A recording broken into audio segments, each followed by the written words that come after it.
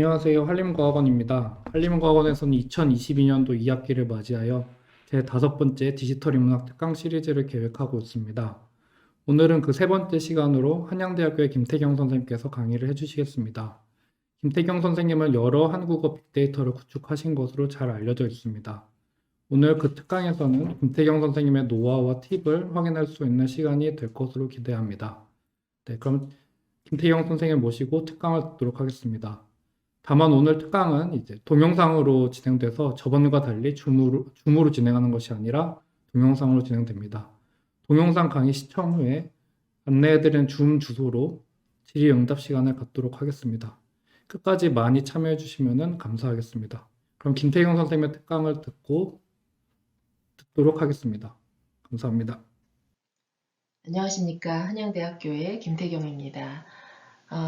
이 한림과학원 디지털 인문학 특강 5번째 시리즈에 초대해 주셔서 감사합니다. 제가 오늘 하게 될 강연의 주제는 일상대화 말뭉치 구축과 활용인데요.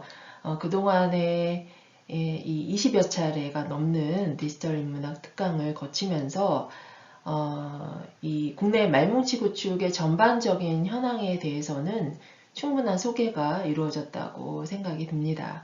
그래서 저는 이제 제가 직접 구축에 참여했던 말뭉치의 구축 방법과 활용 사례를 중심으로 해서 말씀을 드리려고 합니다. 제가 오늘 소개해드릴 말뭉치는 크게 두 가지인데요. 하나는 국립국어원 일상대화 말뭉치이고 또 하나는 한국연구재단의 토대연구 지원 사업으로 이루어진 외국인 주민 한국어 대화 말뭉치입니다. 이 각각의 구축 과정과 그 결과물을 연구에 활용한 사례를 말씀을 드리고 마지막으로 제가 이 말뭉치 구축 과정에서 이제 느꼈던 애로사항이랄까요? 문제점에 대한 그 제 소견을 덧붙이는 방식으로 진행을 하겠습니다. 말뭉치에 대한 본격적인 소개에 앞서서 이 일상대화 말뭉치 구축의 배경부터 말씀을 드리겠습니다. 과거에도 말뭉치 구축 사업이 이루어졌습니다. 대표적인 것이 여러분 잘 아시는 21세기 세종교의 균형 말뭉치인데요. 약 1000만 어절 정도의 규모로 구축이 되었고 국어 기초 자료와 국어 특수 자료로 나누어서 이제 구축이 되어 있습니다. 그래서 기초 자료에는 문학 작품이나 신문 기사나 교양 서적 같은 그런 현대 국어의 문어 자료가 포함이 되어 있고 국어 특수 자료에 이제 구어 자료가 일부 포함이 되어 있는데요. 이 그 세종계획 균형 말뭉치의 그 문어와 구어의 이제 비율은 약 9대 1 정도로 문어의 비중이 압도적으로 높습니다. 그리고 여기서 이제 구어 자료가 수집되었다고는 하지만 실제로는 뭐 방송 자료나 대본 같은 준구어 자료가 대부분을 차지하고 있습니다. 그런데 최근에 인공지능 기술이 발달하면서 이 인공지능 학습용 대화 말뭉치의 수요가 증가를 하고 있고, 근데 이 기초 말뭉치가 부족하기 때문에 이런 그 인공지능 관련 기술의 개발이 이제 지체되고 있다 이런 지적이 있으면서 국가 공공재로서의 말뭉치 구축에 대한 이제 요구가 높아지게 됐습니다. 그래서 2007년 이후에 중단됐던 말뭉치 구축 사업이 약 10년 만에 재개가 되었는데요. 2019년 국립국어원 말뭉치 구축 사업의 개요를 보시면 신문기사 말뭉치, 문어 말뭉치, 웹 말뭉치, 강연 방송 말뭉치, 일상대화 말뭉치, 메신저 대화 말뭉치 이렇게 원심 말뭉치가 이제 6가지로 구축이 됐고 이제 분석 말뭉치로는 뭐 형태 분석 말뭉치, 어휘 의미 분석 말뭉치 이렇게 이제 7개 층위로 이제 동시에 이제 구축이 되게 되었습니다. 이 중에서 저는 이제 일상대화 말뭉치 구축 사업에 참여를 했고, 이 조사는 이 전문 리서치 기관인 매트릭스에서 주로 담당을 했습니다. 그래서 매트릭스하고 저희 연구진이 이제 협업을 해서 이제 구축을 하게 됐습니다. 2019년 말뭉치 구축과는 별개로 2018년도에 시범적으로 일상대화 말뭉치를 이제 구축을 했었는데 그 270만 어절에 대해서 이제 2019년과 동일한 형식으로 정비하는 그런 사업이 2020년도에 있었습니다. 그래서 저는 이 중에서 이제 음성 정제 파트를 맡아서 그 2019년 자료와 동일하게 바라다니를 분절하고 또 개인정보를 비식별화 처리하는 일을 진행을 했습니다. 그리고 외국인 주민 한국어 말뭉치 구축은 2015년부터 2020년에 걸쳐서 한국연구재단의 지원으로 이루어졌습니다. 그 외국인 주민 한국어 말뭉치는 한양대 한국어문화원의 단독 연구로 수행이 됐고요. 그래서 시간이 아주 많이 걸렸습니다. 네. 외국인 주민 약 1000여 명의 그 대화 자료를 수집을 해서 그것을 이제 문자로 전사한 원시 말뭉치로 구축을 했고 그 중에서 일부는 발음 오류라든지 통사 오류 주석이 부착된 분석 말뭉치로 구축이 됐습니다. 국립국어원에서도 한국어학습자 말뭉치를 구축했는데요. 이 국어원의 한국어학습자 말뭉치랑 다른 점을 말씀을 드리면 이 국어원의 한국어학습자 말뭉치는 주로 유학생의 교실 수업과 관련된 그런 언어 자료라고 보시면 될 것 같습니다. 그래서 이제 과제나 어떤 시험에서 이제 그 발생된 그런 쓰기 자료나 말하기 자료가 주로 구축이 됐고 그 문어 자료가 훨씬 비중이 높습니다. 그래서 이 중에서 이제 구어는 한 10% 정도라고 알고 있는데요. 저희 연구진이 구축한 자료는 이제 일단 대상부터가 좀 다르고요. 유학생이 아니라 이제 외국인 노동자나 국제 결혼을 위해서 이제 한국으로 이주한 그 결혼 이주 여성 또 그 자녀들이 이제 주된 대상자가 됐습니다. 그리고 이분들도 물론 한국어 학습을 하지만 이제 교실이 아니라 어떤 직장이나 가정에서 이제 비구조화된 그런 상황에서 자연스럽게 이제 상호작용한 결과로 학습이 이루어지는 그런 비형식적인 그 한국어 학습을 주로 하는 분들입니다. 그래서 물론 이런 비형식적인 한국어 학습도 형식적인 학습하고 기본적으로 유사성이 있겠지만 또 이제 차이점도 있을 것으로 생각이 되는데요. 그래서 이 자료를 어떻게 활용할 수 있을지 그거를 조금 이따가 말씀을 드리도록 하겠습니다. 그럼 오늘 소개할 두 가지 말뭉치 가운데 먼저 국립국어원의 일상대화 말뭉치 구축 과정과 그 활용 방법에 대해서 말씀드리겠습니다. 일상대화 말뭉치 구축의 세부 내용을 보시면 우선 일상대화를 녹음하고 그걸 정제하는 과정이 있고요. 그 다음에 이것이 각 개인이 산출한 그 대화 자료를 수집한 것이기 때문에 그 자료 이용에 동의한다는 그 동의서를 모든 피조사자들한테 일일이 받아야 됩니다. 그리고 이 음성 자료를 문자로 전사해서 또 이 기계가 읽을 수 있는 기계 가독형 그 자료로 전환하는 그런 과정이 들어가고 그 다음에 이 구축 대상 자료에 대한 메타 정보도 함께 구축을 해야 됩니다. 그러니까 이 화자의 연령이라든지 성별, 거주 지역과 같은 그런 그 인구 통계학적인 특성, 그리고 녹음이 이루어진 시간과 장소, 또 대화 주제와 같은 이 대화 파일과 관련된, 대화 상황과 관련된 정보들이 이제 같이 수집이 되어야 합니다.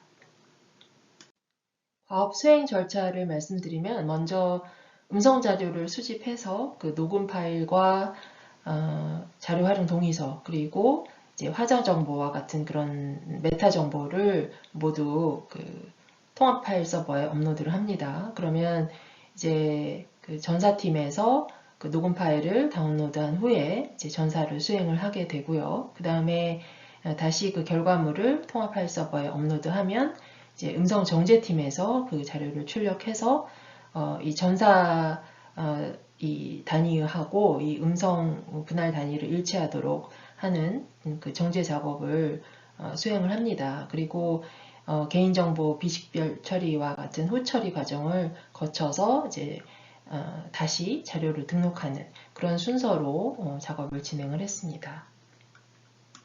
그러면 각 단계별로 그 과정을 좀 더 자세히 말씀드리도록 하겠습니다. 먼저 음성 자료 수집 단계입니다. 저희가 음성 정제본 기준으로 총 500시간의 음성 자료를 구축하는 것을 목표로 했기 때문에 그 각 음성 파일별로 15분의 자료를 최종적으로 사용할 수 있다고 가정했을 때 총 2000개의 음성 파일이 필요하게 됩니다. 그래서 이제 2명씩 대화를 나누는 그런 상황이라면 총 4000명의 화자가 필요하겠죠. 그런데 이제 어떤 그 조사에서도 마찬가지가 되겠지만 샘플을 정할 때 그 샘플이 전체 집단, 그러니까 모 집단의 특성을 최대한 그대로 잘 반영하도록 하는 것이 중요할 것입니다. 그래서 저희는 통계청의 2018년 인구 총조사 기준을 활용을 해서 표본을 설계를 했고요. 이때 주요 변인으로는 연령대, 그리고 거주 지역, 그리고 성별 이 세 가지를 이제 기본 쿼터로 정했습니다. 그리고 최대한 이제 인구 비율에 맞게 조사를 진행을 하려고 했는데 어떤 지역의 경우에는 이제 피조사자 섭외가 좀 여의치 않은 경우가 있어서 17개 시도로 나누어서 이제 조사를 하기는 했지만 이제 크게 어떤 비율은 크게 6개 권역으로 나누어서 비율을 맞추도록 했고 이제 각 시도별로는 그 50% 이상만 채울 수 있도록 그렇게 진행을 했습니다. 이렇게 성별, 또 연령, 거주 지역 이런 주요 쿼터 이외에도 어떤 학력이나 직업이나 또 화자들 간의 관계에 따라서 일상대화의 주제라든지 내용 또 어떤 말하는 방식 이런 그 차이가 있을 걸로 예상이 되기 때문에 이런 그 학력이나 직업에서도 너무 한쪽에 편향되지 않도록 좀 그 소프트 쿼터로 지정을 해서 관리를 했고요. 이 화자 섭외는 이 사업 수행 기관에서 자체적으로 보유하고 있던 그 온라인 패널을 활용을 했습니다. 그래서 이메일이나 홈페이지를 통해서 화자 모집 공고를 내고 그 온라인 질문지를 통해서 적합한 대상자를 선정을 했습니다. 그리고 1차 모집된 그 대상자가 자신이랑 함께, 그러니까 본인과 함께 대화를 나눌 지인을 함께 동반하는 것을 원칙으로 해서 모집을 했습니다. 대화의 주제는 그 사업 주관 기관인 국립국어원에서 미리 정해줬는데요. 군대, 게임, 휴일, 자동차, 만화, 영화 등등의 16개의 주제가 있었고 대화 주제는 화자가 사전에 직접 선택하도록 했습니다. 그리고 이제 주제에 대한 이해를 돕기 위해서 세부 주제를 좀 예시로 들어줬고요. 되도록이면 특정 주제에 편중되지 않게 이제 주제별로 이제 각각 150상이 되도록 이제 유도를 하긴 했는데 만화라든지 정치나 문학은 좀 선호도가 낮아서 이런 주제들은 이제 최소 70상 이상은 되게끔 그렇게 이제 조정을 했습니다.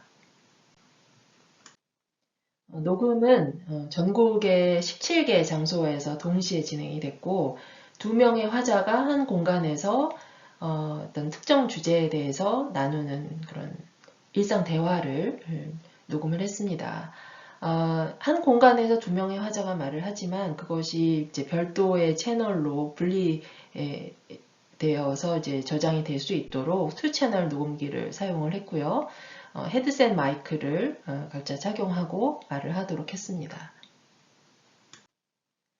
녹음 장소는 그 수행 기간의 회의실을 주로 활용을 했고요. 그 여의치 않은 경우에는 별도의 공간을 대여해서 진행을 했습니다. 이제 녹음 대상자, 그러니까 피조사자가 그 녹음 장소에 도착을 하면 이 녹음 목적과 방법을 다시 한번 설명을 하고 음성 자료 그 이용 허락에 대한 동의서를 받았습니다. 그리고 본 녹음에 앞서서 사전 녹음을 이제 한 1분 정도 진행을 했는데요. 그래서 이제 뭐 음성이 제일 잘 들리는지, 녹음이 원활하게 잘 되는지 이제 테스트를 한 후에 본 녹음으로 들어갔습니다. 그리고 이제 이 녹음을 투 채널로 이제 채널을 분리해서 했기 때문에 이 화자 간의 간격이 화자 간의 거리가 너무 가까우면 이제 상대방 음성이 다른 그 마이크로 들어갈 수가 있습니다. 그래서 화자 간에 한 1m 정도 거리를 두고 앉도록 했고 그리고 이제 나중에 음성 정제를 할 때 이 문장 단위로 그 음성을 분할을 해야 되기 때문에 발화 사이에는 한 1초 정도 휴지를 둬서 대화할 것을 요청을 했습니다. 그래서 처음에는 그 대상자들이 굉장히 이제 녹음을 의식하고 부자연스러운 그런 대화가 이어지는데요. 한 5분 정도 지나면 좀 자연스럽게 되는 것 같아요. 그래서 어떤 경우에는 이제 그 녹음하고 있는 걸 잊어버리고 이제 부부 싸움이 일어나서 녹음이 중단된 적도 있었다고 합니다. 네, 그래서 어떤 대화 자료의 뭐 자연스러움 이런 부분에 대해서는 이제 들어보시면 알겠지만 그렇게 염려할 정도는 아닌 것 같아요. 네, 그리고 이제 녹음이 끝나면 그 입출력 시스템에 이 녹음 파일과 함께 화자 정보를 입력을 하고 이제 동의서 파일을 같이 업로드를 하게 됩니다.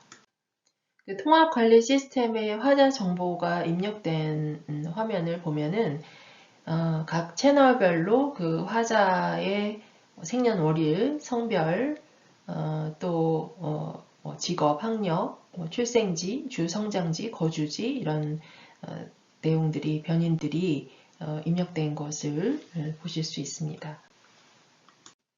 다음으로 전사 작업에 대해서 말씀을 드리겠습니다. 전사는 총 3차례에 걸쳐서 이루어졌는데요. 우선 음성인식 프로그램을 통해서 이제 기계 전사를 하고 그것을 이제 전문 스크립터가 그 음성이랑 대조하면서 제대로 이제 그 전사가 됐는지 확인하고 고치는 그런 과정을 거쳤습니다. 그리고 최종적으로 국어 전문 인력이 이제 띄어쓰기라든지 맞춤법을 이제 교정하는 그런 단계로 전사가 이루어졌습니다. 저희가 그 실제 전사 작업을 수행하기 전에는 이 음성인식 프로그램으로 자동 전사가 어느 정도 될 걸로 예상을 했는데, 그러니까 화자가 표준어를 구사하고 좀 발음을 정확하게 하는 경우에는 전사 정확도가 좀 높게 나오는데,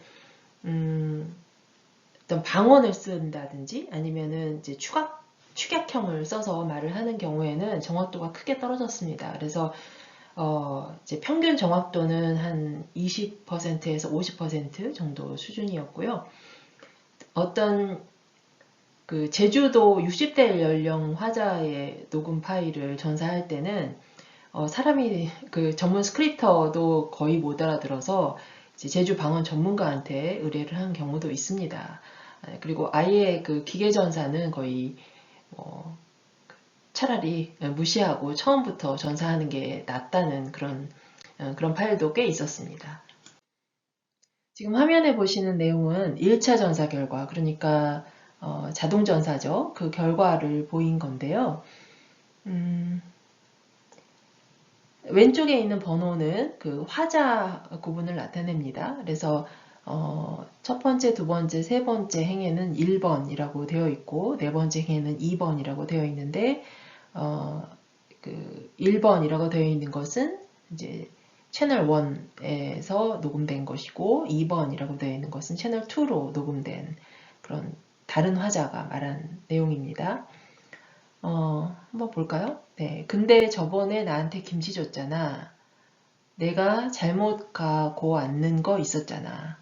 네. 이거는 이제 그 2차 전사 결과를 보면은 내가 잘못 갖고 왔는 거 있었잖아. 그것을 이제 기계는 이렇게 본 거죠. 네. 그리고 세 번째 행, 삼세가라든가 이거는 이제 새로 나왔던 거를 이렇게 인식을 한 겁니다. 근데 이 정도면은 이제 극히 평균적인 그런 수준이고요. 그래서 그 기계전사는 그대로 쓸 수는 없고 반드시 2차 전사, 그러니까 사람이 직접 이제 듣고 확인하는 과정이 필요합니다. 네, 2차 전사의 주된 내용은 앞에서 보셨던 그 기계전사의 오류 부분, 그러니까 내용을 왜곡해서 전사한 부분을 고치는 것이 이제 가장 많았고요. 그 다음에는 전사 단위 구분이 잘못된 것을 고치는 것입니다. 그러니까 전사 단위는 가급적이면 이제 쉼이 있는 구간에서 구분하도록 했는데요. 발화 속도가 아주 빠르고 쉼 없이 말하는 화자들이 있습니다. 그래서 그런 화자의 경우에는 이 전사 단위 구분이 쉽지 않은데 이제 문제는 이 자료를 인공지능 학습용 데이터로 쓴다고 할 때, 활용을 한다고 할 때, 그 전사 단위, 그러니까 음성 파일의 길이가 3초 이상 넘으면 인식하기가 좀 어렵다고 합니다. 그래서 가급적 3초 이상을 넘지 않도록 그렇게 구분을 했고요. 그리고 표기는 기본적으로 한글 맞춤법을 이제 따라서 하지만 구어적인 특성이 나타나는 또 개인의 발음 특성이 나타나는 경우에는 소리 나는 대로 적도록 했습니다. 예를 들어서 뭐 조금을 조금이라고 한다든지 그런 경우에는 이제 그 쌍지읒으로 쓰는 거죠. 조금 이렇게 쓰는 것이고 그 다음에 이제 구어의 특성을 그대로 반영해서 전사를 하는 것이 원칙이지만 한글로 아예 표기 자체가 안 되는 경우가 있습니다. 예를 들어서 사귀어를 이제 줄여서 사귀어 이렇게도 하는데 그거는 이제 아예 입력이 안 되는 경우죠. 그래서 그런 경우에는 이제 다른 그 전사 기호를 마련해서 반영을 하도록 했고 그 다음에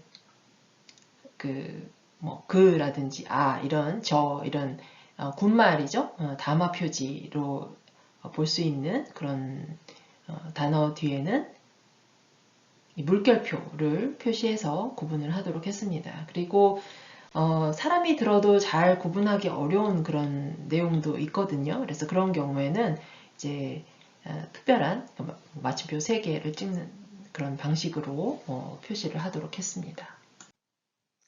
2차 전사 단계에서 또 중요한 것이 대화 과정에 사람 이름이나 아니면 상호명이 좀 부정적인 맥락에서 쓰였을 경우에 그것을 이제 익명성을 보장할 수 있는 그런 기호로 바꾸는 것입니다. 그래서 그거 재수 없는 누구누구 뭐 이렇게 이제 사람 이름이 나왔을 경우에 그것을 이제 익명 처리를 해서 N1 이런 기호로 이제 바꾸는 것이죠. 그리고 2년 이렇게 이제 아라비아 숫자가 나왔을 경우에 음성 인식 프로그램은 그거를 이제 숫자로 기록을 합니다. 근데 이것을 이제 한글로 바꿔주는 작업이 필요하고 또 아까 말씀드린 것처럼 그라든지 이런 담화 표지 뒤에 물결 표시를 하는 것도 역시 사람 손을 거쳐야 되는 일입니다. 네, 저희가 전사를 총 3차에 걸쳐서 했다고 말씀드렸는데 3차 전사는 지침이 따로 있거나 하지는 않고요. 2차 전사가 이제 지침에 맞게 제대로 수행이 됐는지 검토하는 작업이 이제 3차 전사 때 주로 이루어졌습니다. 화자 번호가 제대로 기입이 되지 않았다든지 아니면 맞춤법에 맞지 않는 표기가 있다든지 하는 부분을 주로 이제 3차 전사 때 수정을 했고요. 예를 들면은 내일 갈 거야 같은 경우에 이제 그 발음할 때는 꺼야라고 하지만 쓸 때는 이제 거야라고 써야 되는데 이거는 이제 개인의 발음 특성이 반영된 것이 아니기 때문에 맞춤법에 맞게 써야 하는데 그 국어 전공자가 아닌 경우에는 이런 그 구분을 잘 하지 못하는 경우들이 좀 있었습니다. 그래서 이제 저희 학생들을 시켜서 그런 부분들을 수정하도록 했고요. 이렇게 3차 전사까지 거친 그 파일을 이제 기계가 읽을 수 있는 기계 가독형 문서로 전환을 해야 되는데 저희가 원시말뭉치 구축에 쓴 그 파일의 확장자는 SJML입니다. 그리고 문자 엔코딩은 유니코드 방식을 썼고요. 그 SJML의 기본 구조를 보시면 앞에 이제 헤더가 있고 그 뒤에 본문이 이어지는 식으로 그런 구조로 작성을 했습니다.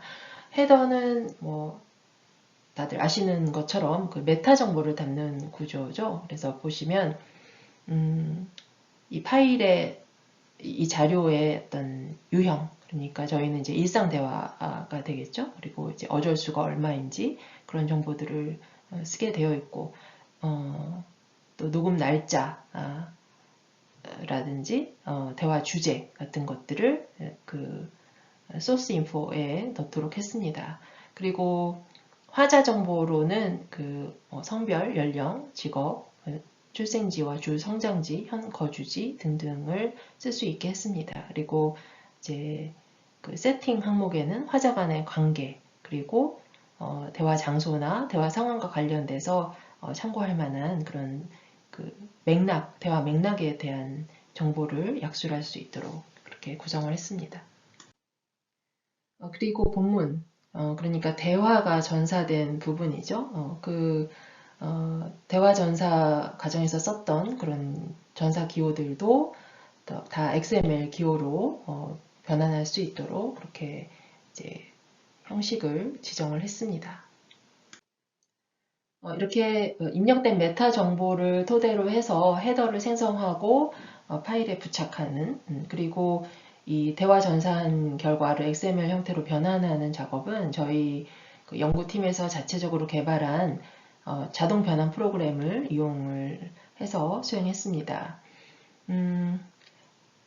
그런데 이제 3차 전사는 사람이 하는 일이기 때문에 뭐 거기에 이제 들어가면 안 되는 기호가 들어간다든지 하는 오류가 있을 수 있거든요. 그래서 변환하기 전에 어떤 형식의 오류가 없는지 그 형식 검증 프로그램을 통해서 먼저 이제 검증을 하고 이제 단순한 그런 형식 오류는 자동으로 수정이 되도록 그렇게 했습니다. 그리고 오류가 너무 많은 경우에는 그 전사자에게 다시 그 수정하도록 요청을 해서 이제 수정이 완료된 다음에 XML 형태로 변환을 했습니다. 화면에 그 왼쪽에 보이는 그 예시는 헤더 구조를 보인 것이고요. 오른쪽은 그 본문 전사 내용이 XML로 전환됐을 때 어떻게 나타나는지 그 예시를 보인 것입니다. 대화 말뭉치 구축에서 마지막 단계는 이제 음성 정제인데요. 우리가 음성 자료를 수집할 때 한 30분 정도 두 명이 대화하는 과정을 통으로 쭉 녹음을 했다고 했습니다. 그래서 이제 한 개 파일이 한 30분 정도의 분량이 되는데 그 중에서 대화 주제랑 관련이 없는 뭐 인사말이라든지 자기소개한 부분 뭐 이런 부분은 제거를 하고 또 이제 소음이 들어간 부분 이런 부분을 제거해서 나머지 부분을 이제 전사 단위하고 일치하도록 분할하는 작업을 해야 되는데요. 그것이 음성 정제입니다.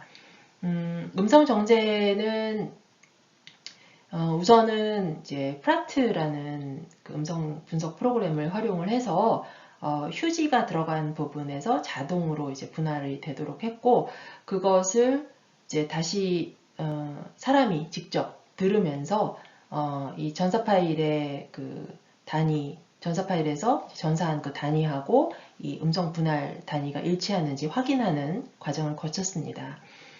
근데 이제 처음에 자동 분할을 할 때 휴지 간격을 이제 지정할 수가 있는데요.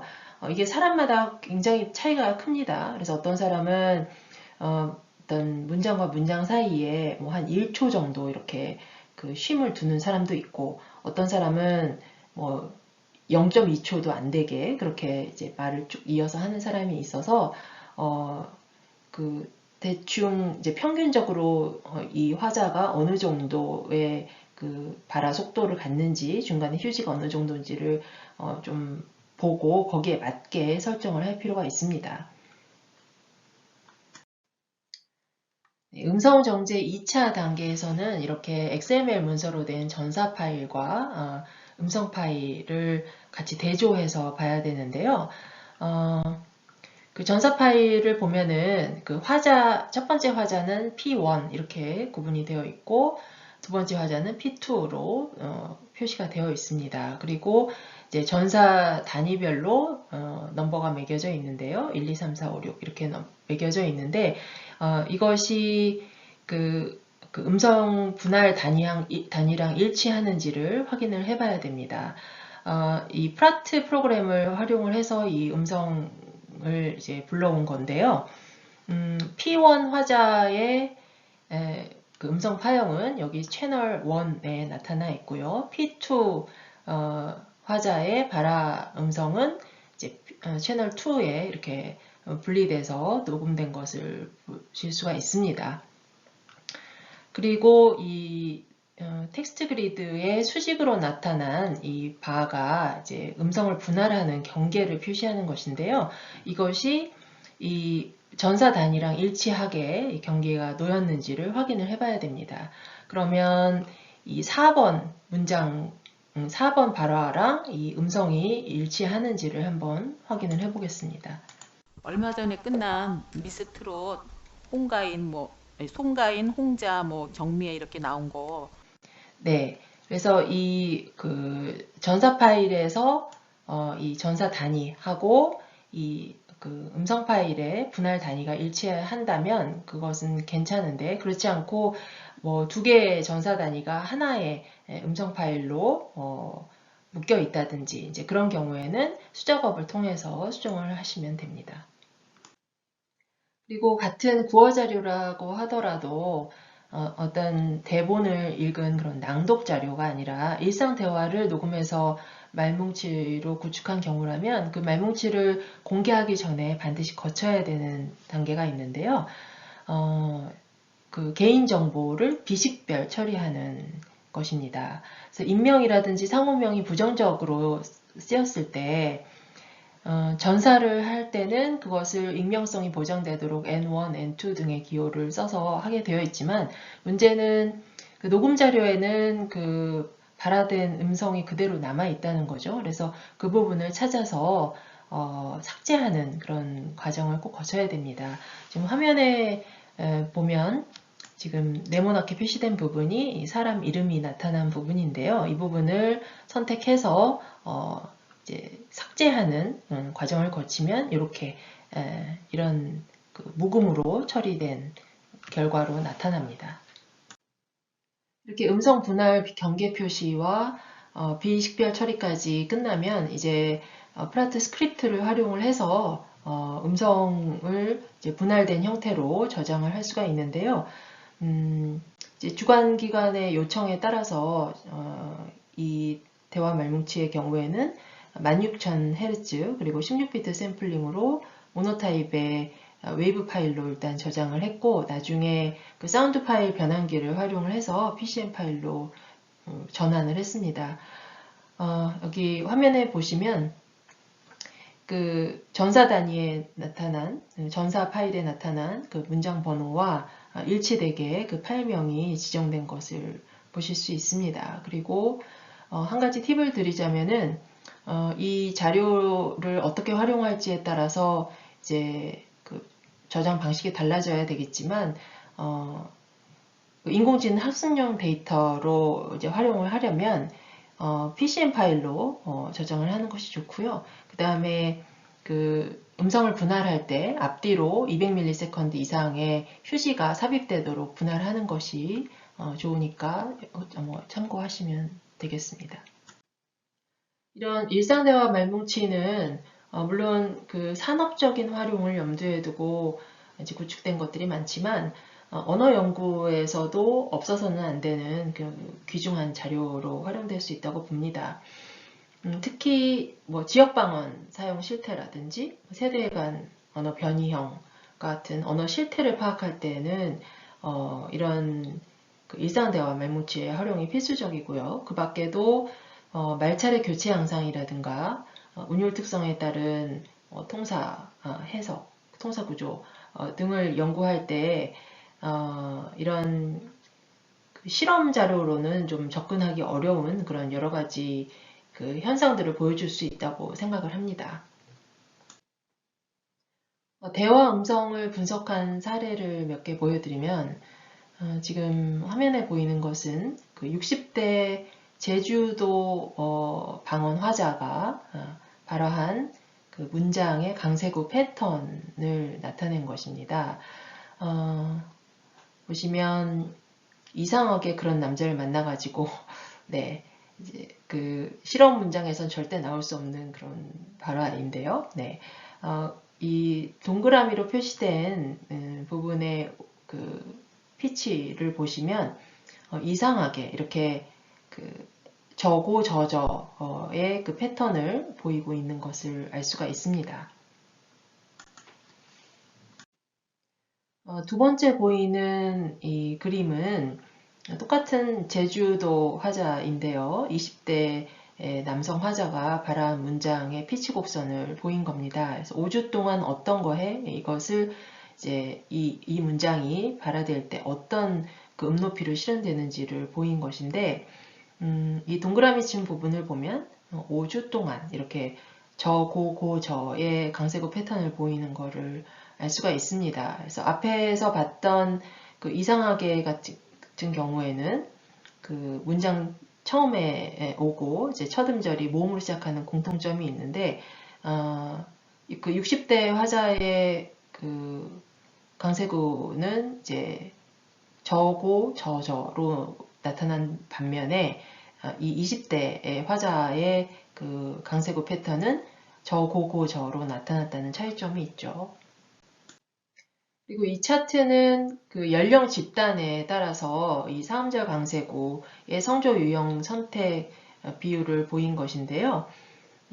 이 그림을 보면은 전체 연령 집단에서 이 저고 저저 LHLL 하고 저고고저 LHHL 두 가지 패턴이 다 사용되고 있다는 걸 알 수가 있습니다. 그런데 선택 비율을 연령대별로 좀 보면 40대에서 60대 이렇게 고연령층에서는 그 LHLL 유형이 비교적 좀 더 많이 사용이 됐고 20, 30대 화자 집단에서는 LHHL 유형이 더 자주 사용되는 것을 알 수가 있습니다. 그래서 이런 연령대별 차이가 통계적으로 유의미한지 알아보기 위해서 교차 분석을 해봤는데요. 네, 이 표는 화자의 연령대와 그 강세구 성조 패턴의 실현 빈도에 대한 교차표인데요.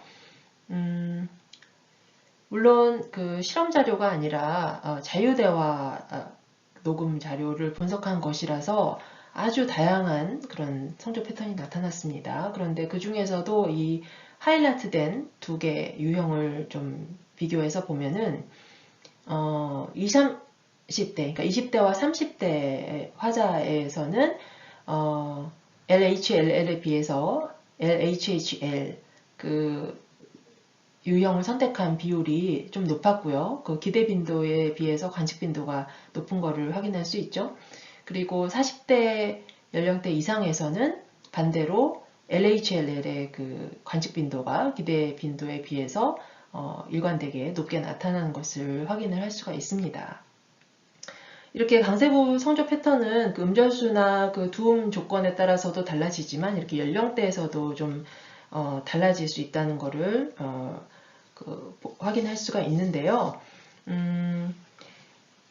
일상대화 코퍼스를 활용을 해서 이제 연구를 할 때 가장 좋은 점은 아마 그 관찰 대상자의 실제 발음 특성을 아주 자연스러운 그 발음의 실체를 좀 더 그 세밀하게 관찰할 수 있다는 데 있지 않나 생각을 합니다. 물론 이제 문장 낭독 실험을 통해서 하면 결과가 조금 더 이제 깔끔하게 제한된 몇 가지 유형만 나올 텐데 그래서 분석하기도 쉽고 좀 그렇겠지만 이제 문제는 이제 실험을 할 때는 자기가 보려고 하는 그러니까 연구자가 보려고 하는 현상만 볼 수 있다는 거죠. 그리고 이제 연구자가 염두에 두지 못한 현상은 이제 간과될 위험이 있는데 이런 그 일상 대화, 자유 대화 자료를 이제 분석을 하다 보면은 이런 그 자유 대화에서 나타나는 다양한 발음 특성을 보다 세밀히 관찰할 수 있다는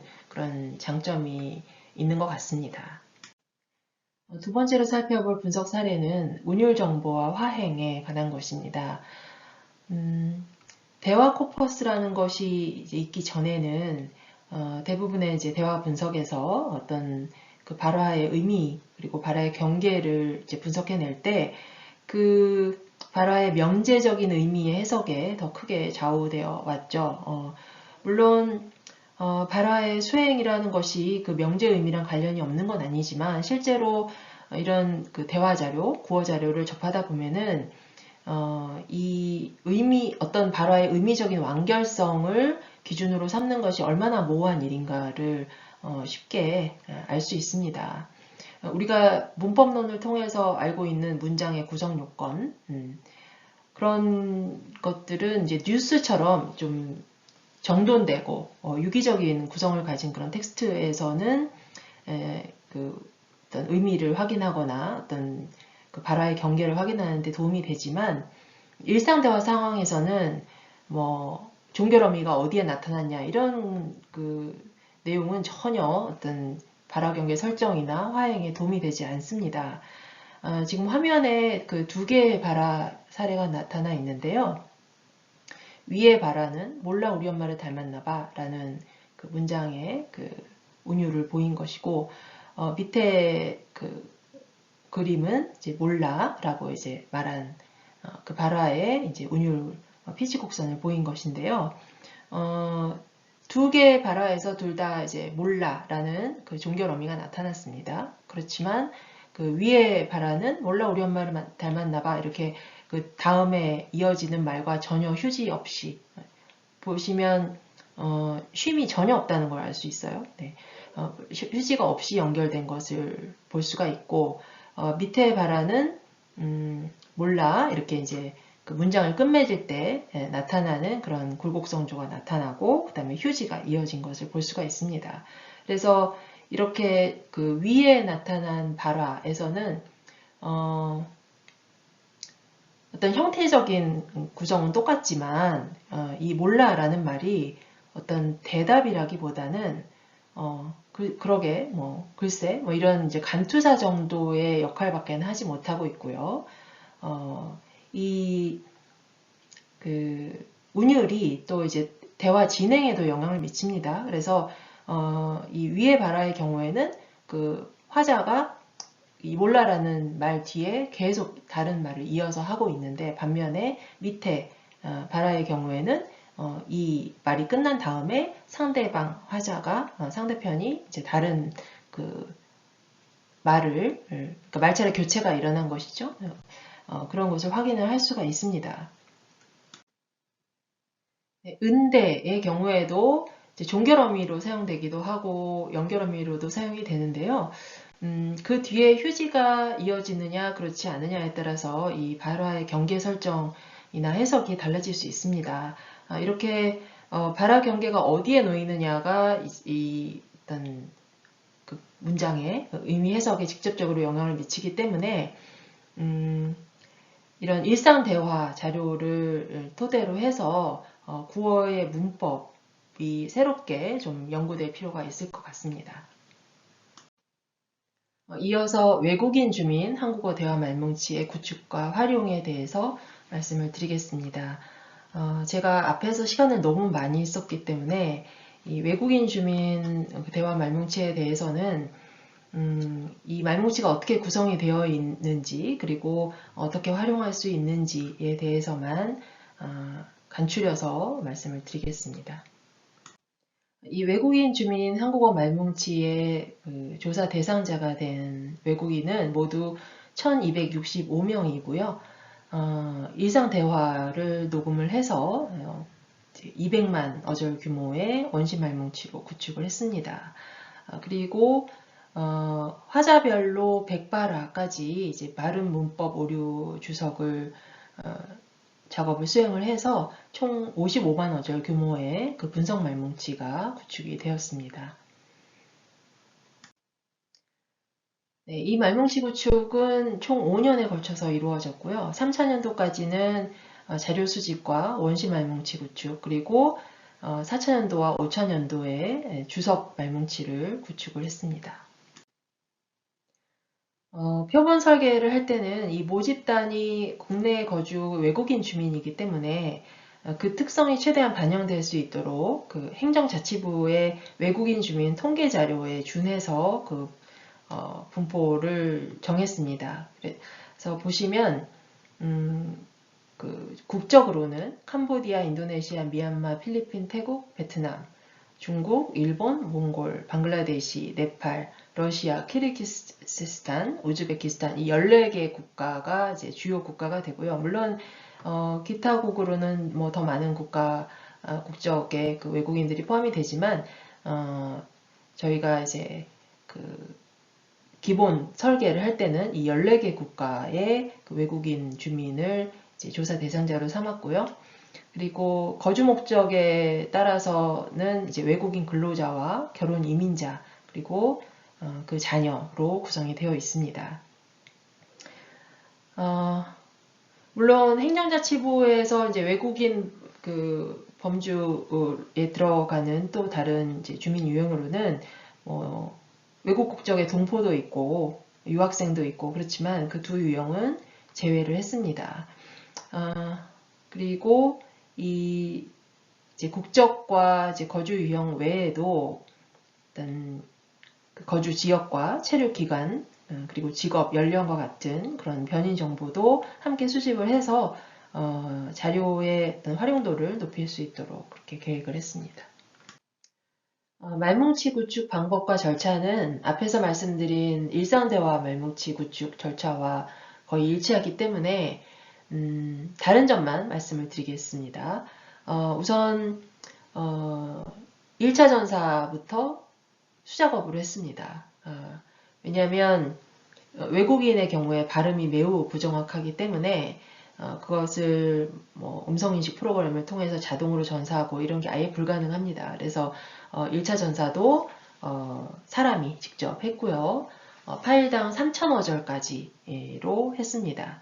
그리고 2차 전사에서 다른 점은 부정확한 발음이나 이제 잘못된 어떤 형태 같은 경우에 그 형태 바로 뒤에 표준 어형을 병기를 해서 나중에 그 오류 주석을 할 때 참고할 수 있도록 했습니다.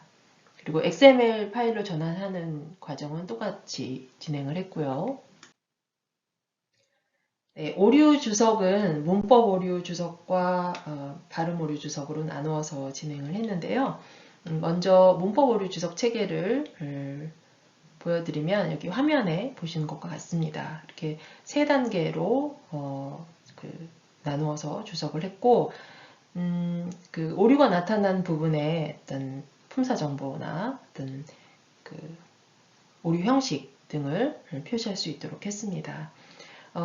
저희가 당초 계획으로는 이제 파일당 1000어절까지 이제 오류 분석을 한다 이렇게 이제 계획을 세웠었는데요. 실제 자료를 보다 보니까 이 두 명의 화자가 대화를 하는 경우에 그 중에 한 명이 집중적으로 말을 많이 하는 경우가 많았어요. 그래서 그런 경우에는 너무 한 명 자료만 이제 분석이 돼서 이 자료의 대표성에 좀 문제가 생길 수 있겠다 그런 생각이 들어서 단순하게 이제 어절을 기준으로 하기보다는 이 화자별로 이제 그 문장수를 동일하게 하는 방식으로 지침을 바꿨습니다. 그래서 화자별로 100발화씩을 이 문법 오류 주석 그 대상으로 삼아서 분석을 했습니다. 네, 발음 오류 주석도 문법 오류 주석과 마찬가지로 3단계로 이제 분석을 했는데요. 발음 오류가 나타난 분절음의 위치를 그 음절상 위치에 따라서 초성, 중성, 중성 이렇게 나누고 그 해당 음소의 종류를 이제 2단계에서 기입을 하도록 했습니다. 그리고 3단계에는 오류 형식을 삽입, 배치, 탈락, 기타 이렇게 나누어서 재분류를 했습니다. 네, 이 외국인 주민 한국어 말뭉치는 구글 클라우드에 지금 올려져 있고요. 한양대학교 한국어문화원 홈페이지에 이 배너를 통해서도 접속을 할 수 있습니다. 가령 어떤 어휘의 용례를 검색하고자 할 때는 이 검색창에 그 검색어를 입력을 하고요. 문어 자료인지 구어 자료에서 보고자 하는지 선택을 할 수 있습니다. 그리고 그 화자의 출신 국가나 연령대, 성별, 체류 기간과 같은 이 조건을 이제 선택할 수가 있습니다.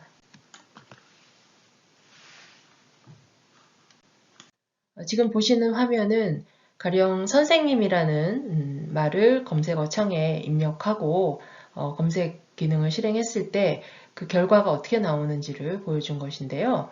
한 행에 하나의 그 검색 결과가 나타나게 되어 있고요. 이 검색어를 중심으로 해서 왼쪽에 문맥과 오른쪽 문맥을 볼 수가 있습니다. 그리고 이 행을 클릭을 하게 되면은 더 구체적인 맥락 정보와 대상자 정보를 확인할 수가 있습니다. 가령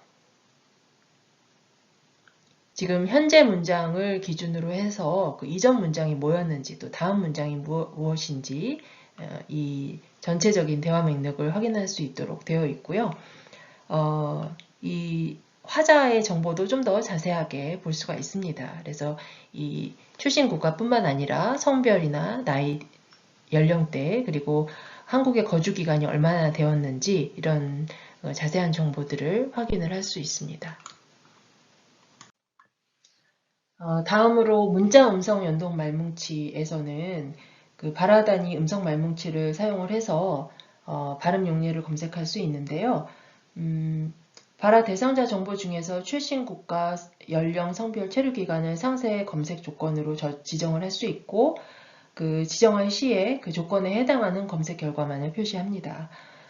그리고 이 용례 검색에서는 이제 음절 단위로 검색이 이루어집니다. 그리고 와일드카드를 사용을 해서 가령 이제 집하고 별표를 입력을 하게 되면 집으로 시작하는 모든 용례가 검색이 되게 됩니다. 가령 선생님이라는 단어가 실제로 발음된 용례를 찾고 싶다. 그런 경우에 선생님이라는 그 검색어를 통해서 검색을 하면 이런 그 검색 결과가 나타나는데요.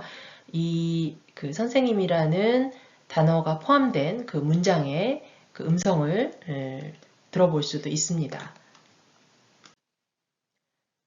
오류 주석 말뭉치에 대한 검색도 가능한데요. 앞에서 보여드린 그 문법 오류 주석 체계에 맞게 조건을 지정해서 문법 그 범주 그리고 문법 기능, 오류 형식을 지정해서 원하는 조건에 해당하는 그 검색 결과만을 볼 수도 있고요.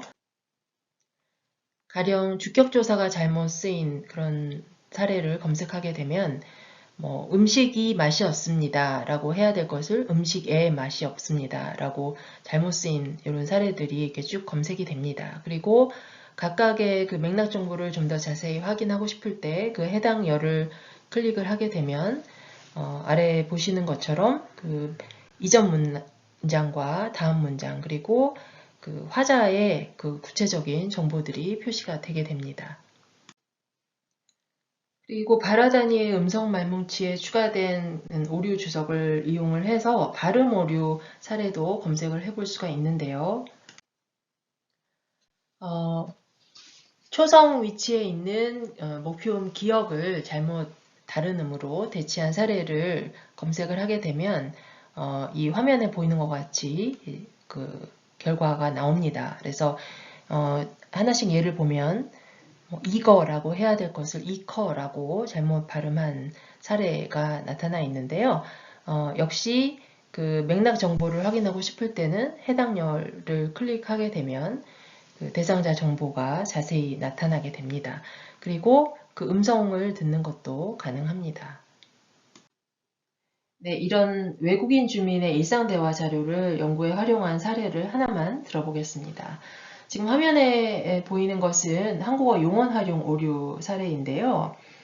표준형과 발화형을 이렇게 비교해 보시면 같은가 봐를 같애가 봐, 또 뭐 그렇지를 그래지, 또 다니고를 다녀고, 뭐 듣고를 들어고 이렇게 이제 잘못 발화한 사례들을 볼 수 있는데요. 공통적으로 여기 나타난 예를 보면 그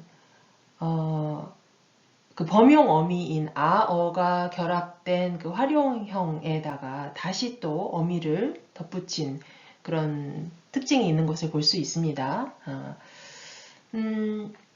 이런 점이 바로 그 교실 학습에서 발생하는 오류랑 다른 점인데요. 유학생들이 이제 그 한국어 학습을 하는 과정에서 산출하는 그 용언 활용 오류들을 보면 그 기본형을 토대로 어떤 어간을 설정하는 경우가 많습니다. 예를 들어서 듣다 같은 경우에 이제 불규칙 용언이니까 이제 어가 결합할 때 들어라고 해야 되는데 듣어 이렇게 이제 잘못 활용하는 경우가 많은 반면에 이 그 비형식적인 한국어 학습을 하는 외국인 주민들은 오히려 이 구어적으로 이제 구어를 통해서 자주 접하는 이제 그런 아어가 결합된 형태를 기본으로 해서 거기에 이제 다른 어미를 결합하는 일이 많다라는 거죠. 이런 부분은 이제 한국어 교육에도 반영이 될 수 있다고 생각이 되는데요. 이 그 한국어 듣기 교재하고 이 그 일상대화 말뭉치를 비교 연구한 한 그 논문에서는 구어 말뭉치에서는 용언 활용형이 주로 준말 형태로 나타나는데 이제 듣기 교재에서는 본말의 사용 빈도가 높다는 것을 이제 지적을 하고 이런 그 듣기 교재에 나타난 그 실려 있는 텍스트가 이런 비격식적인 그런 구어 상황에서 사용되는 어용과 차이가 있다라는 점을 지적한 적이 있습니다. 그래서 이런 실제 그 일상 언어에서 사용되는 그런 그 발화형이 이제 교재에도 좀 많이 반영될 필요가 있다고 생각이 듭니다. 마지막으로 이 일상 대화 말뭉치를 구축하는 데 있어서 해결되어야 하는 몇 가지 문제를 언급하고 강연을 마무리하도록 하겠습니다. 첫 번째 문제는 발화 단위 경계 설정의 문제입니다. 앞에서도 잠깐 언급을 했는데요. 그 문어에서 이 문장이 어디서 나뉘는지는 고민할 필요가 없습니다. 그러니까 문장은 종결 어미로 마무리가 되고 또 마침표라는 문장 부호로 명확하게 그 단위를 결정할 수가 있죠. 반면에 구어는 뭐 대본이 있지 않고서는 대본에 있는 경우는 좀 예외가 되겠죠. 대부분이 이제 계획되지 않은 즉각적인 발화로 이루어져 있습니다. 그래서 중간에 수정도 빈번하고요. 이제 완전한 문장 구성을 하고 있기보다는 어떤 단어나 구의 형식으로 쓰이는 일이 매우 빈번합니다. 그렇지만 우리가 일상 대화를 할 때는 그 화자들은 상대방의 말을 듣고 어디에서 이제 이 발화가 나뉘는지를 정확하게 포착해낸다는 거죠. 그러려면 이제 그 끝음절의 음높이 특성이나 억양 유형이나 휴지 길이를 이런 정보를 종합해서 이제 판단을 내려야 되는데요. 기계는 그러지 못한다는 거죠. 그래서 이 형태 통사적인 표지만을 가지고는 그 해당 단위를 이루는 경계를 파악해내기 어렵기 때문에 현재 말뭉치 구축에서는 그 휴지에만 의존해서 이제 발화 단위를 나누고 있는 실정입니다. 그래서 이런 운율 정보를 그 단위 경계 설정에 좀 활용할 수 있도록 좀 더 정밀한 기준이 마련이 되어야 할 것 같고요. 두 번째 문제는 이렇게 범용적인 목적을 가지고 구축된 자료를 여러 사람이 각기 다른 연구 목적으로 활용하기가 여전히 어렵다는 점입니다. 공개된 자료라고 하더라도 그것을 이제 분석하려면 가공하고 편집하는데 많은 노력과 시간이 들어가고요. 뿐만 아니라 아직까지는 그 접근 자체도 어렵게 되어 있는 것 같습니다. 그래서 원시 자료를 보다 많은 연구자가 목적에 맞게 가공해서 쓸 수 있도록 좀 그 공개 범위가 좀 커졌으면 하는 바람이 있고요. 그러려면은 개인정보 비식별 처리라든지 이런 문제가 사전에 해결이 되어야 되겠죠.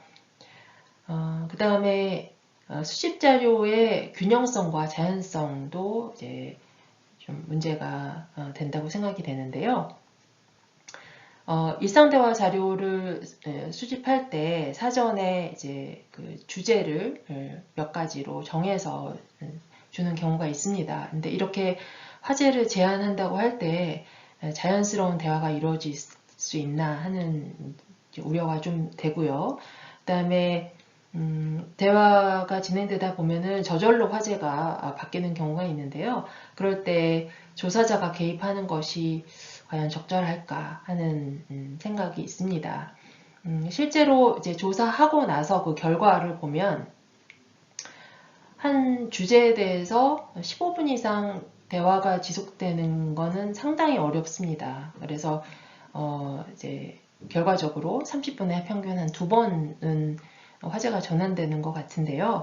그래서 그 자료 수집 전에 이제 화제를 정해서 주기보다는 이제 수집된 결과를 가지고 주제별로 이렇게 분류하는 그런 방법도 좀 고려할 필요가 있을 것 같습니다. 그다음에 마지막으로 분석 말뭉치 주석의 자의성 문제인데요. 이제 오류 주석의 경우에 이제 체계적인 오류가 발생하는 경우와 단순한 실수로 인한 그 오류가 구별이 제대로 안 될 가능성이 좀 있고요. 그리고 일상대화 자료의 특성상 그 맥락 의미를 정확히 파악하는 데 제한이 있기 때문에 여러 가지 분석 말뭉치들이 만들어지고 있지만 그 주석을 좀 활용하는데 좀 주의를 기울일 필요가 있을 것 같습니다. 최근 들어서 국가기관뿐만 아니라 민간 기업에서도 이 대화 코퍼스 구축 사업이 활발하게 이루어지고 있는데요. 이런 그 양적인 확대뿐만 아니라 질적인 수준을 높이는 것이 앞으로 구어 코퍼스의 구축과 활용에서 중요한 의미를 지닐 것으로 생각을 합니다. 제가 드릴 말씀은 여기까지입니다. 긴 시간 들어주셔서 감사합니다. 네, 김태경 선생님의 강의 잘 들었습니다. 김태경 선생님은 일상대화 코퍼스와 그리고 외국인 거주자들의 코퍼스 구축 방법과 그 활용 방법에 대해서 아주 자세히 소개해 주셨습니다.